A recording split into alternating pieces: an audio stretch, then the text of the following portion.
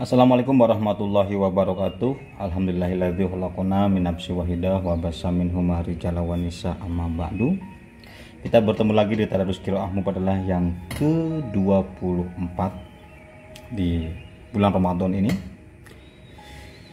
Terima kasih yang sudah menyaksikan video-video Tadarus Qiraah Mubadalah yang sebelumnya dan yang sudah mensubscribe. Terima kasih juga kepada yang sudah like, komen, dan men-share ya. Baik, mari kita melanjutkan. Sebelum kita melanjutkan, mari kita bertawasul kepada Nabi Muhammad SAW dan juga kepada penulis buku Qiraah Mubadalah, Kang Fakih Abdul Qadir. Al-Fatihah. A'udzubillahi minasyaitonirrajim. Bismillahirrahmanirrahim. Alhamdulillahirabbil alamin arrahmanirrahim maliki yaumiddin. Iyyaka na'budu wa iyyaka nasta'in ihdinas siratal mustaqim siratal ladzina an'amta 'alaihim ghairil maghdubi 'alaihim waladdallin. Amin. Melanjutkan di bab 4 halaman 250, martabat kemanusiaan perempuan.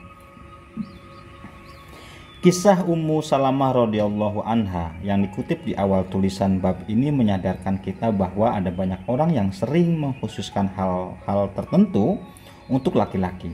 Pendidikan untuk laki-laki, politik untuk laki-laki, masjid untuk laki-laki, kesehatan, ekonomi, dan kiprah-kiprah sosial juga untuk laki-laki. Bahkan perempuan juga menjadi bagian kehidupan yang diperuntukkan bagi laki-laki. Padahal sebagai manusia yang utuh, perempuan juga membutuhkan hal yang sama. Di dalam perspektif Mubadalah, kehidupan ini milik keduanya, laki-laki dan perempuan. Jika perempuan untuk laki-laki, maka laki-laki pada saat yang sama juga untuk perempuan. Semua peranata sosial juga harus diperuntukkan bagi kemaslahatan perempuan, sebagaimana sudah sebelumnya untuk laki-laki, sebab perempuan juga manusia sebagaimana laki-laki. Mubadalah memandang relasi antara keduanya adalah kerjasama dan kesalingan, bukan hegemoni dan diskriminasi yang berujung kekerasan. Tidak boleh laki-laki menguasai perempuan, tidak juga sebaliknya perempuan menguasai laki-laki, tetapi keduanya bekerja sama dan kesalingan untuk mewujudkan kehidupan yang lebih baik, adil, dan sejahtera. Perempuan adalah manusia, demikian ditegaskan pada 15 abad yang lalu oleh seseorang perempuan solehah dan pintar, Ummu Salamah radhiyallahu anha, sahabat setia dan istri mulia baginda Nabi Muhammad SAW. Pernyataan Ummu Salamah radhiyallahu anha ini selain menegaskan kemanusiaan perempuan juga menyiratkan betapa masyarakat Islam awal dan sampai sekarang, sebagaimana masyarakat peradaban lain pada saat itu, masih menyaksikan hal tersebut. Hadis-hadis palsu dan lemah juga sering dijadikan sandaran untuk menistakan kemanusiaan perempuan. Syekh Muhammad Al-Ghazali, ulama Al-Azhar, pembela gigih hak-hak perempuan dalam Islam, saling menggugat para khotib negara piramida tersebut yang masih sering memproduksi hadis palsu yang menyatakan bahwa perempuan hanya boleh keluar rumah dalam dua hal. Sebentar, ini harus ditandai, ada salah kata.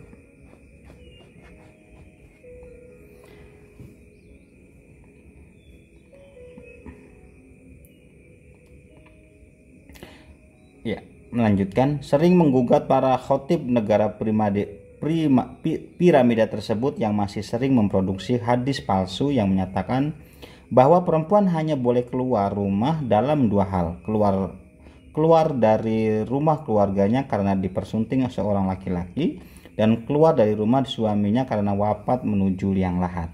Hadis seperti ini justru amat terkenal di kalangan masyarakat dibanding hadis-hadis sahih tentang kemitraan laki-laki dan perempuan, pendidikan perempuan, dan penguasaan perempuan terhadap kualitas ilmu agama dan kewajiban sosial. Beberapa teks yang tersebar di kalangan masyarakat muslim sebagai hadis padahal lemah dan palsu seperti disitir oleh Abu Sukoh adalah teks-teks yang berbicara mengenai perempuan sebagaimana barang mainan laki-laki. Larangan mengajarkan perempuan untuk menulis, menaati perempuan akan berbuah penyesalan. Perempuan sebagai penghalang ibadah kepada Allah Subhanahu wa taala. perempuan yang membuat laki-laki dijauhkan dan sulit masuk surga, tidak perlu melayat dan berdoa bagi jenazah mayat perempuan. Anjuran untuk selalu berbeda dengan pendapat perempuan, anjuran untuk menutupi keburukan perempuan dengan menempatkan mereka berada terus di dalam rumah. Pernyataan bahwa sholat perempuan yang terbaik itu di dalam rumah, bukan di masjid. Kisah bahwa perempuan yang sholat dengan Nabi Muhammad SAW di masjid hanyalah mereka yang sudah tua dan uzur.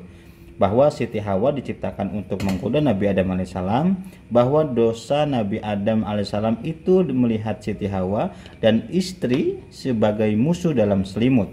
Syekh Yusuf Al-Qudrawi juga menyayangkan peredaran masif dari hadis-hadis sejenis. Ditambah lagi teks-teks seperti tentang perempuan terbaik adalah yang tidak melihat dan tidak dilihat laki-laki.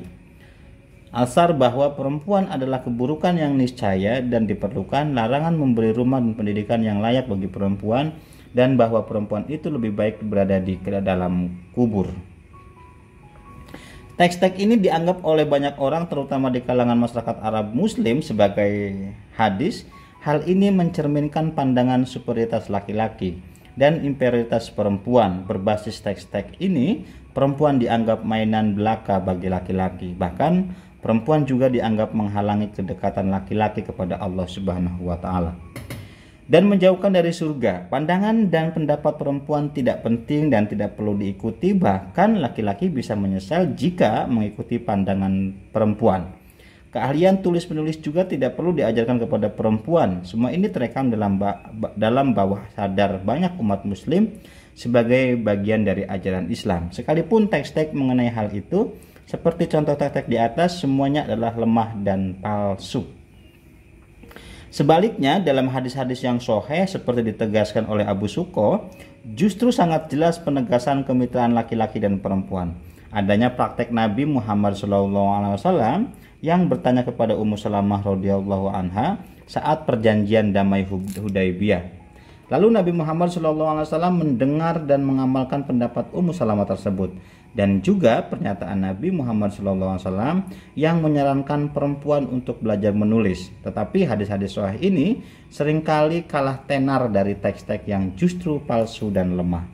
Hadis-hadis sahih ini berbeda jauh dengan teks-teks palsu di atas yang menganggap perempuan sebagai mainan laki-laki yang tidak perlu diajak bicara, tidak perlu diikuti, dan tidak perlu diajarkan menulis. Tentu saja teks-teks seperti ini menyalahi semua prinsip ajaran Islam yang paling nyata, terutama tentang kemanusiaan perempuan yang utuh dan setara dengan kemanusiaan laki-laki. Sebagaimana ditegaskan pada ayat-ayat Al-Quran dan teks-teks hadis, jadi persoalannya bukan pada teks-teks hadis, tetapi pada pandangan masyarakat itu sendiri, yang kemudian dalam beberapa kasus tercipta dalam bentuk ungkapan-ungkapan yang diklaim sebagai hadis. Sayangnya, inferioritas perempuan masih diyakini oleh masyarakat muslim dengan sandaran teks hadis sahih Imam Bukhari yang secara literal mendeskripsikan kemanusiaan perempuan. Teks ini sejak awal sesungguhnya menuai perdebatan di kalangan sahabat dan tabi'in. Teks ini diriwayatkan oleh Ibnu Umar radhiyallahu an dan dicatat dalam kitab Sahih Bukhari. Teks yang dimaksud adalah sebagai berikut. An Abdullah bin Umar radhiyallahu anhu maqala sami'tu Nabi sallallahu alaihi wasallam yaqulu innamas su'mu fi salasi min firasin wal mar'ati wad dar. Abdullah bin Umar radhiyallahu an berkata, aku mendengar Nabi Muhammad SAW bersabda, sesungguhnya sumber kesialan itu adalah 3 hal, kuda, perempuan, dan rumah. Sahih Bukhari nomor 2897 dan 5831. Hadis ini merupakan salah satu teks hadis yang digugat keabsahannya oleh Siti Aisyah radhiyallahu anha. Riwayat penolakan Aisyah terhadap teks hadis tersebut terekam dalam berbagai kitab istidrak yang ditulis oleh beberapa ulama klasik seperti Abu Mansur Al-Baghdadi, Badruddin Al-Jarkasi, dan Imam Suyuti. Menurut Siti Aisyah radhiyallahu anha, bisa jadi perawi hadis tersebut salah dengar. Ia terlambat masuk majlis Rasulullah SAW. Sebab yang disampaikan adalah justru cerita Nabi Muhammad SAW tentang keyakinan orang-orang jahiliyah Arab. Dari riwayat Imam Baihaqi dan sunannya disebutkan teks Siti Aisyah berikut. An Aisyah radhiyallahu anha qalat kana Rasulullah sallallahu alaihi wasallam yaqul kana ahlul jahiliyati yaqulu innamat tiyarata fil mar'ati waddabati waddar summa qur'at ma asaba min musibati fil ardi wala fi anfusikum illa fi kitabim min qabli an nabraha inna dzalika 'ala Allahi yasira. Rawahul Baihaqi fi Sunan. Aisyah radhiyallahu anha berkata, Rasulullah sallallahu alaihi wasallam bercerita, orang-orang jahiliyah itu memandang kesialan itu bersumber pada perempuan, binatang tunggangannya dan rumah. Lalu Aisyah membaca ayat Al-Qur'an yang menyanggah pandangan jahiliyah tersebut. Setiap sesuatu, kesialan, keburukan dan bencana yang menimpa di muka bumi dan yang menimpa dirimu sendiri semuanya telah tertulis dalam kitab Lauhul Mahfuz sebelum kami mewujudkan. Sungguh yang demikian itu mudah bagi Allah. Surat Al-Hadid ayat 21, Sunan Al-Baihaqi juz 8 halaman 141. Di antara ulama kontemporer, Abu Sukoh menolak hadis kesialan perempuan dan riwayat Ibnu Umar radhiyallahu an tersebut sebab menurutnya teks tersebut bertentangan dengan teks lain yang justru berisi sebaliknya, bahwa tidak ada sumber kesialan dalam Islam, justru ada kebaikan dalam 3 hal: rumah, perempuan, dan kuda. Pertentangan ini lebih nyata lagi karena juga sudah dikritik sebelumnya oleh Siti Aisyah radhiyallahu anha, seperti dicatat oleh Badruddin Al-Jakarsi dalam kitabnya Al-Ijabah. Artinya teks hadis itu ditolak bukan karena menolak hadis Nabi Muhammad SAW, tetapi karena periwayatannya diragukan dan tidak diterima oleh beberapa kalangan. Sejak masa sahabat terjadi penolakan terhadap teks hadis kesialan perempuan.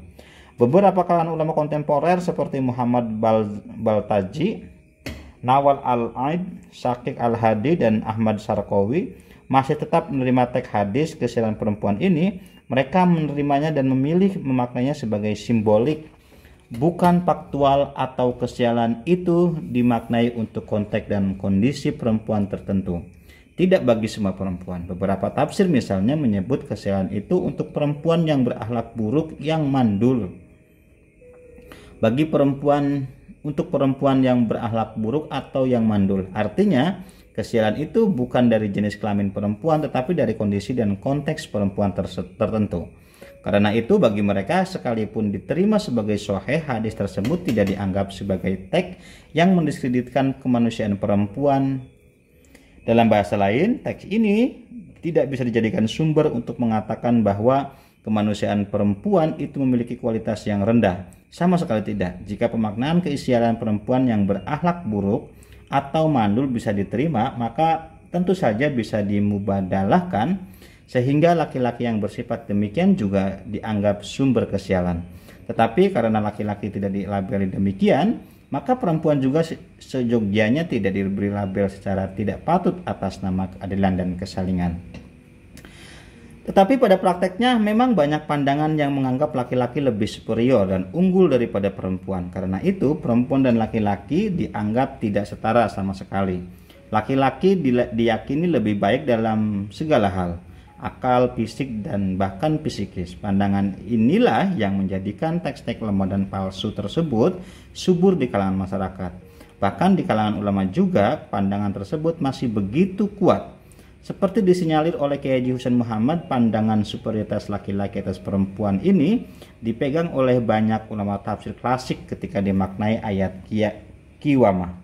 Dalam surat An-Nisa ayat 34, di antara mereka adalah Imam At-Tabrani, Az-Zarkasi, Ar-Razi, dan Ibnu Katsir.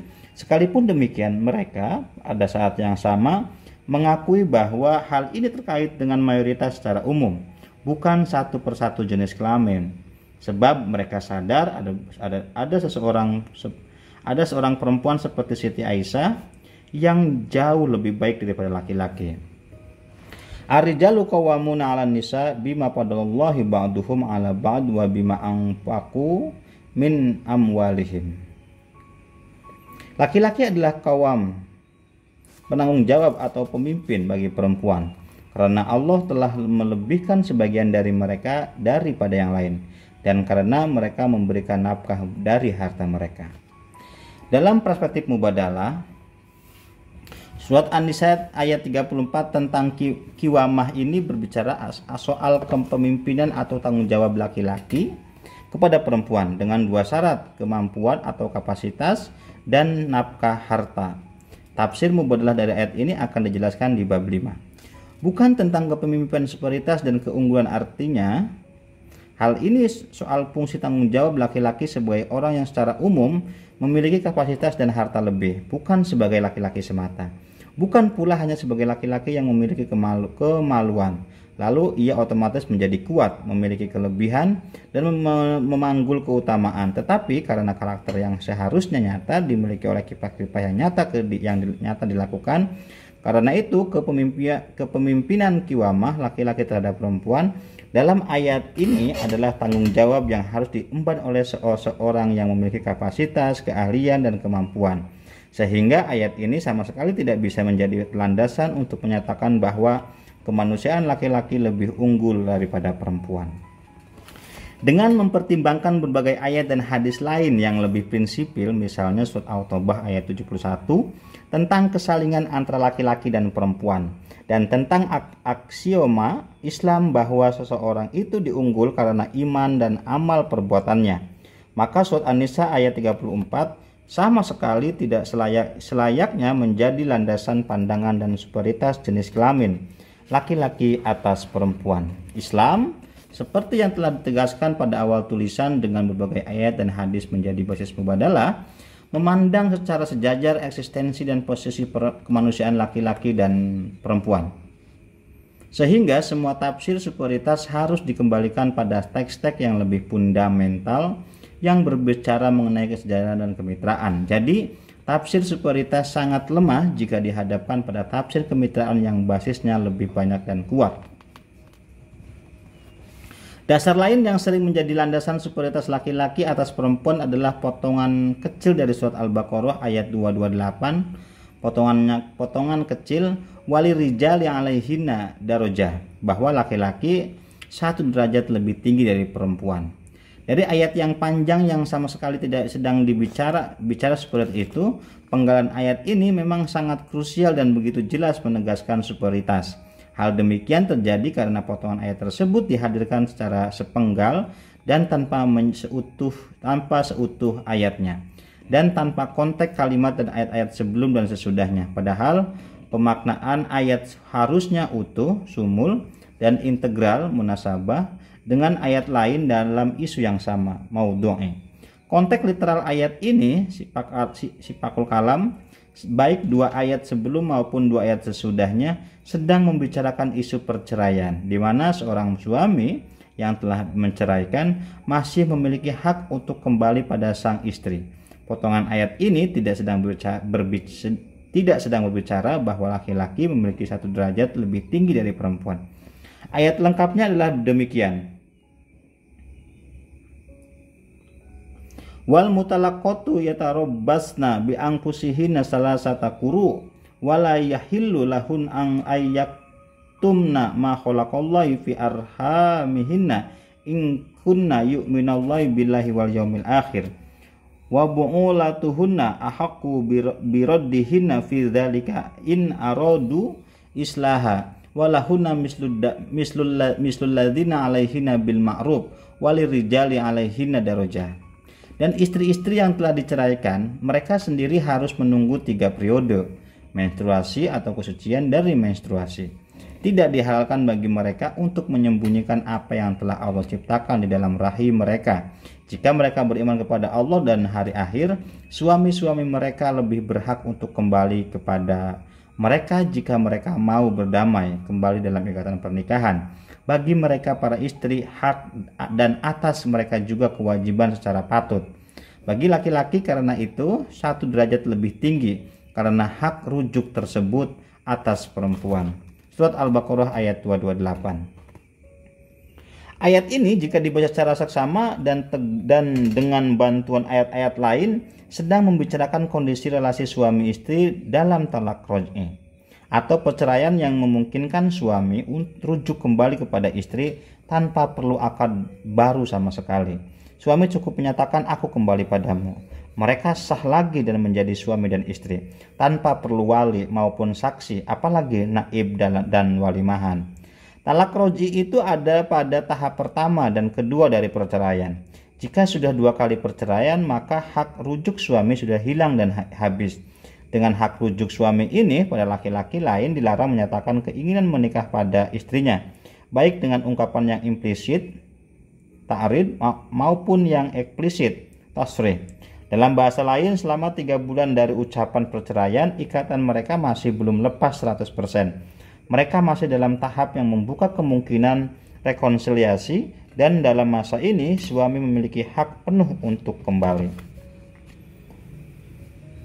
Karena hak rujuk ini, muncullah pernyataan suami dan istri yang sedang dicerai lebih berhak untuk kembali kepada istri dari laki-laki manapun, sebab laki-laki lain tidak boleh melakukan pendekatan sekalipun dengan kalimat yang samar dan implisit.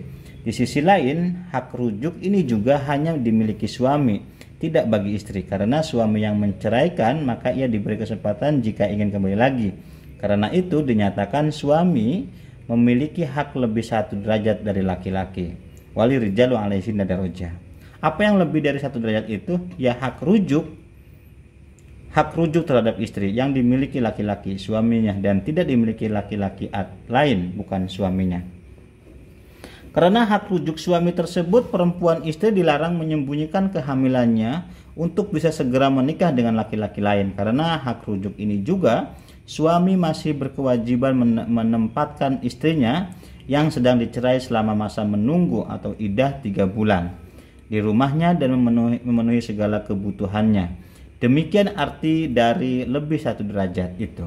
Jadi bukan soal kelamin laki-laki yang lebih mulia, lebih tinggi, dan lebih utama. Sebab Islam sebagaimana ditegaskan ayat-ayat mubadalah yang telah dikemukakan sebelumnya, menggariskan kemitraan posisi laki-laki dan perempuan, bukan superioritas maupun hegemoni. Teks hadis Nabi Muhammad SAW tidak memberikan keutamaan sama sekali pada rupa bentuk tubuh, melainkan pada keimanan hati dan amal perbuatan. An Abi Hurairah qala Rasulullah sallallahu alaihi wasallam, innallaha la yanzur ila suwarikum wa amwalikum walakin yanzur ila qulubikum wa a'malikum.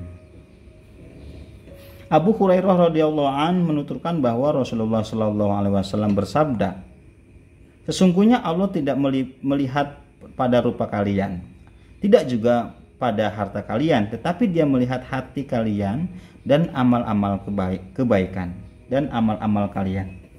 Sahih Muslim nomor 6708.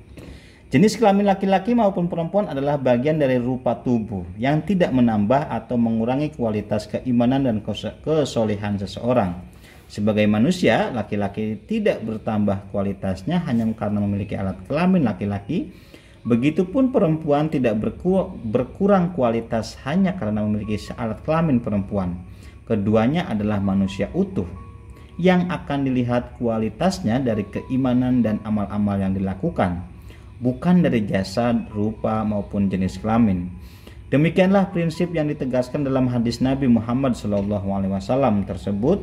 Hal yang serupa juga ditegaskan dalam Al-Quran berikut. Ya ayuhan nasu inna khalaqnakum min dzakarin aw unsa wa ja'alnakum syu'uban wa qabaila lita'arafu inna akramakum indallahi atqakum innallaha alimun khabir. Wahai manusia, kami telah ciptakan kalian semua dari laki-laki dan perempuan. Lalu kami jadikan kalian bersuku-suku dan berbangsa-bangsa agar kalian saling mengenal satu sama lain. Sesungguhnya yang paling mulia di sisi Allah adalah yang paling bertakwa. Sesungguhnya Allah itu Maha Tahu dan Maha Mengerti. Surat Al-Hujurat ayat 13. Demikianlah yang ditegaskan dalam Al-Quran, dan demikian pula yang dikokohkan oleh hadis, bahwa kelakian itu tidak menambah kemuliaan dan keperempuan itu tidak mengurangi keutamaan. Begitupun sebaliknya, sebab satu-satunya tolak ukur adalah ketakwaan, yaitu amal dan kiprah seseorang.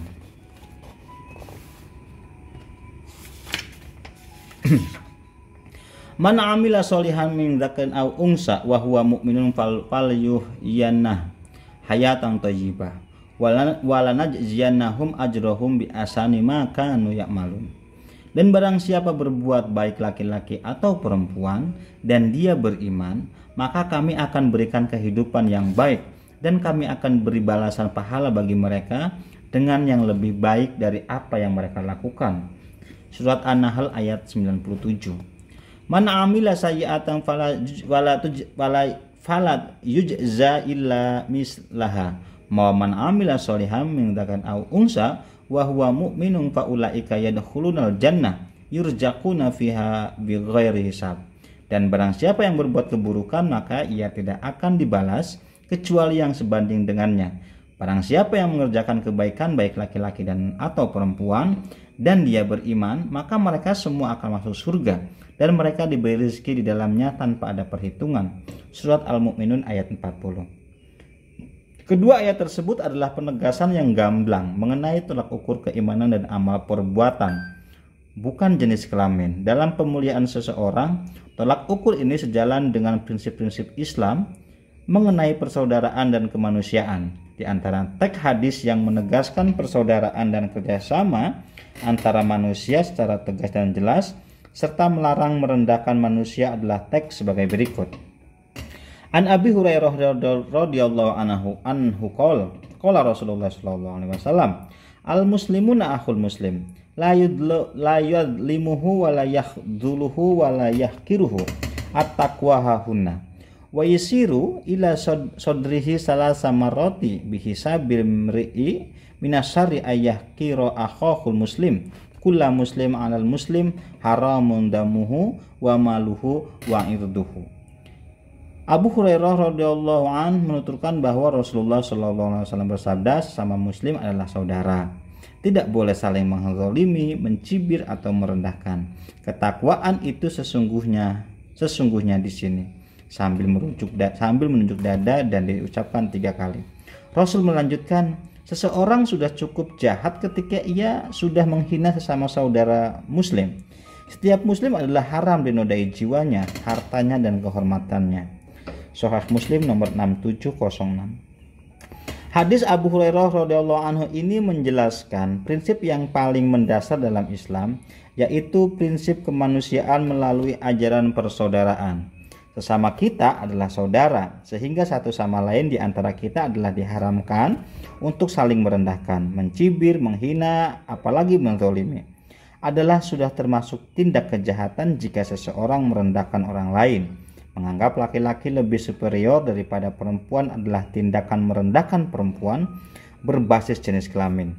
Tindakan inilah yang dilarang oleh Nabi Muhammad SAW dalam teks-teks hadis tersebut. Jika merendahkan saja dianggap buruk dan jahat, apalagi tindakan-tindakan yang menodai martabat dan harga diri, melukai jiwa dan kehormatan, serta merusak harta seseorang. Sebagaimana dinyatakan oleh Nabi Muhammad SAW dalam hadis tersebut, jiwa, kehormatan, dan harta seseorang adalah suci dan terhormat. Ia haram untuk diganggu, dilecehkan, dan dirampas. Sebagai manusia, perempuan harus dipastikan memiliki kedudukan terhormat, tidak diganggu, dilecehkan, dirampas hak-haknya, dan dijadikan korban kekerasan. Inilah prinsip Islam yang paling fundamental. Teks-teks tersebut juga menunjukkan betapa Islam hadir untuk kebaikan dan kerahmatan manusia, laki-laki maupun perempuan. Ia menegaskan hak-hak dasar manusia, hak hidup, darah, hak ekonomi, harta, dan hak sosial, kehormatan. Hak-hak dasar ini melekat secara primordial pada setiap diri manusia. Tidak berbeda antara jenis kelamin, ras, golongan, dan agama. Jika demikian, maka segala tindakan perendahan, pelecehan, peminggiran, penzoliman, dan segala bentuk kekerasan terhadap perempuan adalah sesuatu yang paling sekali tidak direstui oleh Nabi Muhammad SAW. Sekalipun didukung oleh tafsir-tafsir tertentu menganggap laki-laki sebagai superior dan manusia utuh, atau perempuan sebagai inferior dan separuh manusia. adalah awal dari segala tindakan kekerasan dan kezaliman yang diharamkan Islam, dan ini adalah pelanggaran yang serius terhadap visi keadilan, kesalingan, dan kemitraan relasi dalam Islam. Demikianlah misi Islam hadir untuk memanusiakan perempuan secara utuh, sebagaimana juga untuk laki-laki secara utuh. Visi dan misi ini sudah seharusnya menjadi dasar dan penafsiran segala simbol, ungkapan, dan pernyataan yang bisa jadi secara literal bermasalah dan bertentangan, seperti ungkapan 2:1 dalam memandang laki-laki dan perempuan. Hal ini agar semua tetap selaras dengan visi dan misi yang telah digariskan. Itu saja tadarus yang ke-24 ini. Terima kasih sudah menyaksikan tadarus Qiraah Mubahalah di channel Indonesia. Semoga bermanfaat. Wallahul muwaffiq ila aqwamit thoriq. Assalamualaikum warahmatullahi wabarakatuh.